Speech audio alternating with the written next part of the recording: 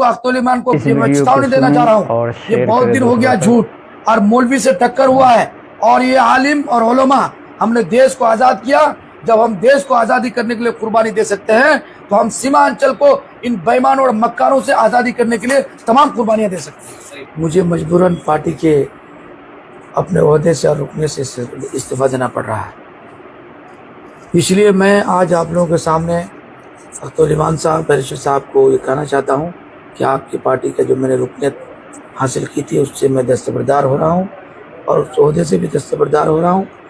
अरे बताओ भाई, जो मस्जिद चलाने वाला, मस्जिद बनाने वाला, मदरसा चलाने वाला, मदरसा में चंदा करने वाला और देश को हमेशा कौम के साथ जीने से लेकर मरने तक साथ देने वाला, जनाजा वही पढ़ाएगा और निकाह वही पढ़ाएगा, सारा सिस्टम जब उलमा करता है तो अब वो उसको तुम्हें एक टिकट देने के लिए तुम्हारे पास जगह नहीं है, गुंजाइश है।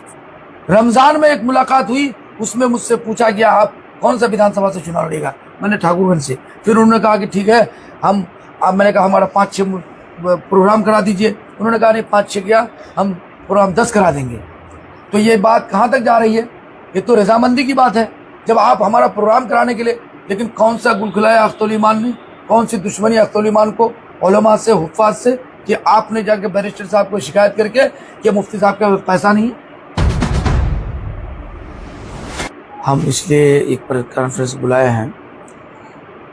हम बिहार में जो पार्टी है मजलिस इत्तेहाद मुस्लिमीन की, पिछले 11 सालों से इसकी रुकनीत के साथ पार्टी के ओहदे में रहकर और ओहदे के अलावा भी मैंने पार्टी के लिए बड़ी खिदमत अंजाम दी है। पार्टी को देश प्रदेश में वफादारी के साथ सीमांचल में गांव-गांव में पहुंचाने का काम किया और यहाँ के इसके अलावा महाराष्ट्र में, तेलंगाना में भी, दिल्ली में भी मैंने पार्टी के लिए बहुत काम किया। लेकिन मुझे अफसोस हुआ कि बिहार के सदर जनाब अख्तुल ईमान साहब की मुसलसल धांधली, मुसलसल नाकाबिल फरामोश कामों को देखते हुए और उनकी हठधर्मी को देखते हुए मुझे मजबूरन पार्टी के अपने ओहदे से और रुकने से इस्तीफा देना पड़ रहा है। इसलिए मैं आज आप लोगों के सामने अख्तुल ईमान साहब, बैरिस्टर साहब को ये कहना चाहता हूँ कि आपकी पार्टी का जो मैंने रुकनीत हासिल की थी उससे मैं दस्तबरदार हो रहा हूँ और उस ओहदे से भी दस्तबरदार हो रहा हूँ। चंद वजूहात की बिना पर मुझे आज ये दस्तबरदारी होनी पड़ रही है कि पार्टी में 2-4 लोगों का कब्जा है। वो जो चाहेंगे वो होगा। ये पार्टी में नायब सदर, जनरल सेक्रेटरी, महासचिव, ये ब्लॉक अध्यक्ष, फना, इसकी कोई अहमियत नहीं है। 5 पैसा किसी की कोई अहमियत नहीं है। अगर कोई अहमियत है सिर्फ अख्तुल ईमान, आदिल हसन आज़ाद, और इसमें एडवोकेट आदिल हसन आज़ाद और वो इश्तियाक अहमद। सवाल इस बात का है, पार्टी एक तरफ तो ये बात कही जा रही है कि ये पार्टी दस्तूरी जमात है, दस्तूरी पार्टी है। कोई दस्तूर नहीं है इसकी। बगैर दस्तूर के पार्टी पिछले 11 साल से ये पार्टी चल रही है बिहार में, और वो भी एक ऐसे शख्स के हाथ में पार्टी को बैरिस्टर साहब ने गिरवी रख दिया है जो इलाके में रोजरेशन के आया है। क्या पार्टी अख्तुल ईमान और आदिल हसन ही पार्टी चला सकते हैं? ये सब जितने लोग हैं, उलमा है, हुफ़ाज़ है और दानिश्वर है, जो अपनी पार्टी को, इस पार्टी को बढ़ाने के लिए, इसको आगे बढ़ाने के लिए, जन जन तक पहुंचाने के लिए इतनी कुर्बानियां दी, उसका क्या होगा? हम 2015 में पार्टी का उम्मीदवार बन रहे थे। 2015 में बहादुरगंज से मेरा नाम का घोषणा भी करने वाला था, लेकिन अख्तुल ईमान अपनी जीत के लिए, इज़हार एसपी ने उनको कहा कि आपको मुफ्ती अतर को अगर बहादुरगंज में टिकट देते हैं तो आपके खिलाफ हम एक्शन लेंगे। तो अपनी सीट को बचाने के लिए मेरा सीट को उसमें कैंसिल करवाया, कहा कि 6 सीट में हम चुनाव लड़ेंगे और ज़्यादा नहीं लड़ेंगे, लिहाजा आपका नाम शामिल नहीं हो सकता है। हम बर्दाश्त कर लिए, फिर भी पार्टी में लगे, काम किए।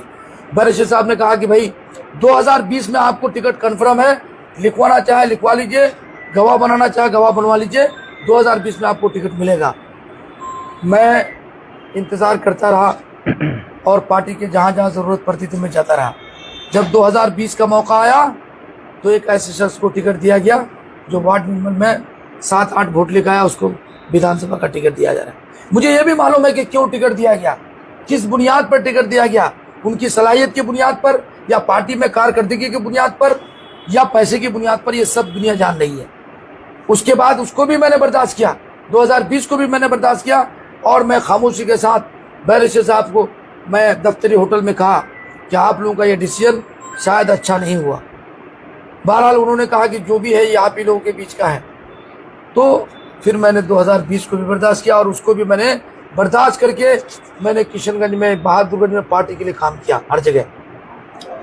लेकिन मैं जब उसके जीतने के बाद ये 5 एमएलए जीते, उसके बाद किसी ने भी पार्टी का कोई आदमी, चाहे अख्तर साहब, आदिल साहब ने कभी नहीं फ़ोन करके बुलाया कि भाई आओ मजलिस में बैठो, कोई मशवरा या कुछ नहीं, कोई मशवरा नहीं चलता रहा। मैं भी अपना बैठा रहा। अचानक आज से 1.5 साल पहले बैरिस्टर साहब की मेरी मुझसे नज़र से नज़र मिल गई। बैरिस्टर साहब ने कहा भाई आप नाराज़ क्यों हैं, पार्टी को आगे क्यों नहीं बढ़ा रहे हैं, क्यों नहीं चल रहे हैं? तो मैंने कहा कि भाई पार्टी जब पार्टी के अंदर कोई इज्जत नहीं, कोई डिसिप्लिन नहीं, कोई दस्तूर नहीं, तो हम पार्टी में रह के क्या करेंगे? फिर उन्होंने कहा कि अब हैदराबाद है। मैं हैदराबाद भी गया, हैदराबाद से मुलाकात हुई, उन्होंने अच्छा ये बैठाया भी, बात भी हुई, हाथ पर हाथ भी मिलाया। उन्होंने मुझसे वादा किया कि भाई आज से आप हमको नहीं छोड़ेंगे, मैं भी आपको नहीं छोड़ूंगा। माजिद साहब से अलग से बात हुई कि इंशाल्लाह, और भी लोग थे कि इस बार इंशाल्लाह मुफ्ती साहब को असम्बली का चुनाव लड़ाया जाएगा। जो बातें हुई उसके बाद लगातार मैं अपना कैंपेनिंग पूरे भारत के अंदर, चाहे महाराष्ट्र हो, तेलंगाना हो, दिल्ली हो, मैं पार्टी के लिए काम करता रहा। और फिर बैरिस्टर साहब लोकसभा चुनाव में मेरे घर पर भी आए और आकर के लोगों को देखा भी कि क्या ये है। मेरे गरीब खाना में आने के बाद वो गए भी, फिर मिलते हैं, अलग चैप्टर है। फिर उसके बाद ये पूरी उम्मीद रही। मैं अभी 2-3 महीना पहले मुलाकात किया, उससे पहले मुलाकात, मुस्तकिल मुलाकातों में उनका मुकम्मल रुझान मेरे तरफ था। रमजान में एक मुलाकात हुई, उसमें मुझसे पूछा गया आप कौन सा विधानसभा से चुनाव लड़ेगा? मैंने ठाकुरगंज से। फिर उन्होंने कहा कि ठीक है मैंने कहा हमारा 5-6 प्रोग्राम करा दीजिए। उन्होंने कहा नहीं 5-6 क्या, हम प्रोग्राम 10 करा देंगे। तो ये बात कहाँ तक जा रही है? ये तो रजामंदी की बात है। जब आप हमारा प्रोग्राम कराने के लिए, लेकिन कौन सा गुल खिलाया अख्तुल ईमान ने, कौन सी दुश्मनी अख्तुल ईमान को उलमा से, हुफ़ाज़ से, कि आपने जाके बैरिस्टर साहब को शिकायत करके कि मुफ्ती साहब का पैसा नहीं। ये तो बड़ा शर्मनाक बात है कि उनके पास पैसा नहीं है चुनाव लड़ने के लिए। फिर मैं दोबारा बैरिस्टर साहब के पास पहुंचा। मैंने कहा कि भाई क्या बात है, क्यों आप रुकावट डाल रहे हैं? तो उन्होंने कहा कि भाई चुनाव लड़ने के लिए पैसा की ज़रूरत पड़ती है। मैंने कहा भाई मेरे पास सब इंतजाम है, जो कुछ भी पार्टी से हमको कुछ नहीं चाहिए, हम इलेक्शन में जो खर्च करना होगा मैं करूँगा। मेरे साथ बहुत बड़ी ताकत है, आवाम की ताकत है, गरीबों की ताकत है, हमारे साथ है। हम जो लोग 10 रुपये में खर्च करके जीतेगा, मैं सिर्फ 2 रुपये में चुनाव जीत सकता हूँ, मैंने उनसे कहा। और उसके बाद उन्होंने कहा ठीक है आप अख्तर साहब से मुलाकात कर लीजिए। फिर मैं अख्तर साहब से मुलाकात किया तो उनके बातों से लगा कि नहीं कुछ ही लोगों नरमी आई है। लेकिन मुस्तकिल मुलाकात यानी अदम तवज्जुही, किसको टिकट बांट रहा है, बिहार में कितनी सीटों पे चुनाव लड़िएगा, पार्लियामेंट्री बोर्ड का मेंबर बनाया। उसका मतलब ये है कि वो कैबिनेट का है। आप बुला के पूछ सकते थे कि हम लोग बिहार में कितने सीटों पे चुनाव लड़ेंगे।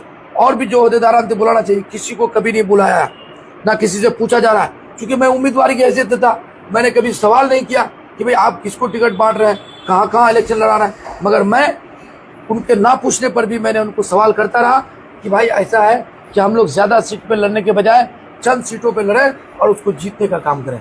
तो उसने मुझसे कहा कि नहीं अभी तो हम पूरा घूम रहे हैं लेकिन चंद सीटों पर लड़ेंगे। लेकिन उन्होंने 35 सीटों का ऐलान किया, कभी कोई मशवरा नहीं। ये करते गए। जब टिकट का बंटवारा की बात आई, हमको दिलासा देता रहा इंशाल्लाह आपके अलावा कौन है, अब तो बैरिस्टर साहब का खास आदमी है, बैरिस्टर साहब आप ही की तरफ है। ये करते रहे, दिलासा देते रहे। मैं अभी लेटेस्ट बता रहा हूँ, जब इन्होंने जोकी का टिकट का ऐलान किया, ऐलान करा बाज़ाब्ता, मैंने ऐलान नहीं किया। कैसे ऐलान भाई, किस बात का ऐलान? आप चुपके से रात में उससे मुलाकात करते हैं, मुर्शिद से मुलाकात करके उसको अलग से लिफाफा पकड़ाते हैं और उसको दे करके आप भेज देते हैं। वो जाके नॉमिनेशन के लिए पूरी तैयारी कर रहा है, गांव-गांव में मीटिंग कर रहा है और उसके बाद वो इस्तीफा दे रहा है। तो कह रहा है कि अभी तो औपचारिक घोषणा नहीं हुआ। किस बात का घोषणा? आप तो 6 महीना पहले आपने उससे तय कर लिया था, सौदा भी तय कर लिया था। मैं वक्त आने पर 50 किस्तों में पार्टी के 11 साल कारकर्दगी को अवाम के सामने रखने का काम करूंगा और वही बात करूंगा जो बात हुई है। कोई लगी हुई बात बिल्कुल नहीं करूंगा, क्योंकि मैं एक आलिम दीन हूं।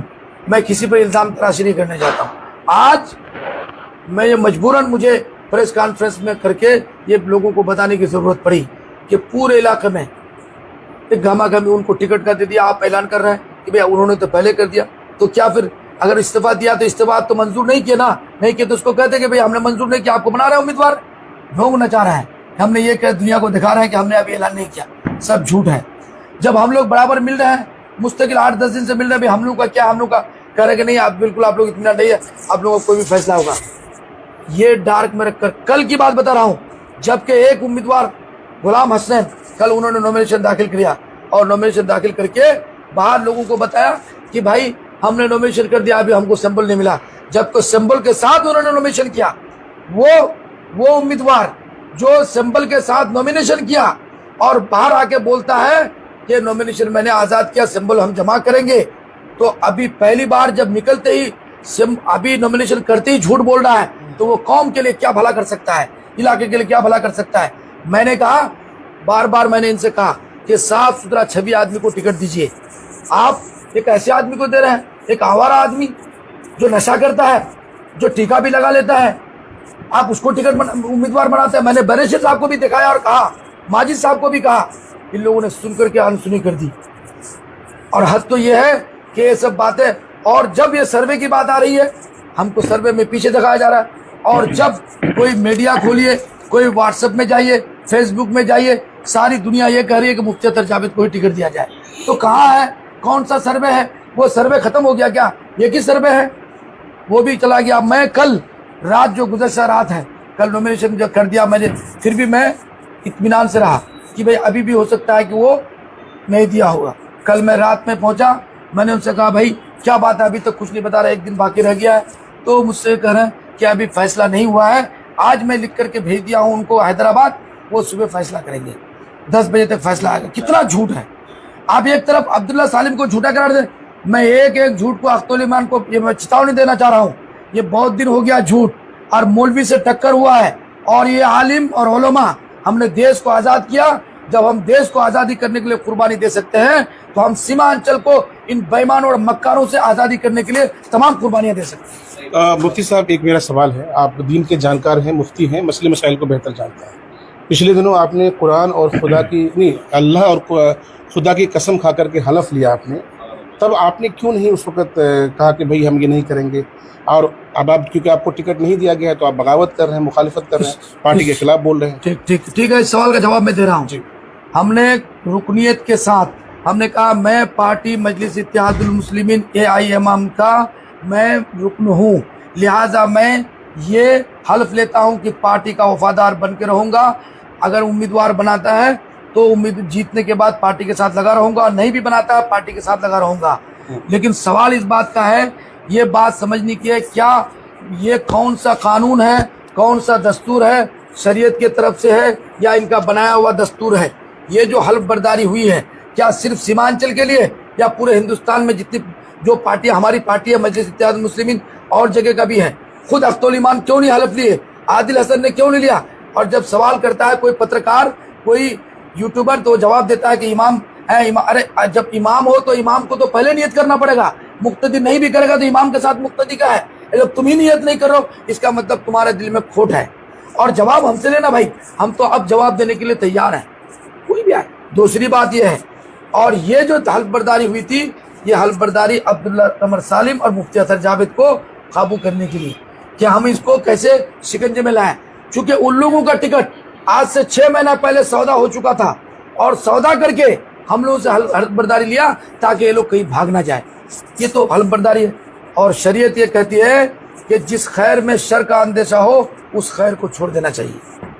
और ये खैर बताकर एक तरफ आप मुसलमानों की बात करते हैं, एक तरफ क़यादत की बात करते हैं, पसमानदगी की बात करते हैं, दाढ़ी टोपी का नाम ले रहे हैं कि टोपी वाले पर हमले हो रहे हैं, दाढ़ी वाले पर हमले हो रहे हैं, मदारिस पर हमले हो रहे हैं, खानकाहों पर हमले हो रहे हैं, और मदारिस पर हमले हो रहे हैं, मस्जिदों पर हमले हो रहे हैं। लिहाजा हमको वोट दो, हम इसका मुकाबला करेंगे। अरे बताओ भाई, जो मस्जिद चलाने वाला, मस्जिद बनाने वाला, मदरसा चलाने वाला, मदरसा में चंदा करने वाला, और देश को हमेशा कौम के साथ जीने से लेकर मरने तक साथ देने वाला, जनाजा वही पढ़ाएगा और निकाह वही पढ़ाएगा। सारा सिस्टम जब उलमा करता है तो अब वो उसको तुम्हें एक टिकट देने के लिए तुम्हारे पास जगह नहीं है, गुंजाइश है।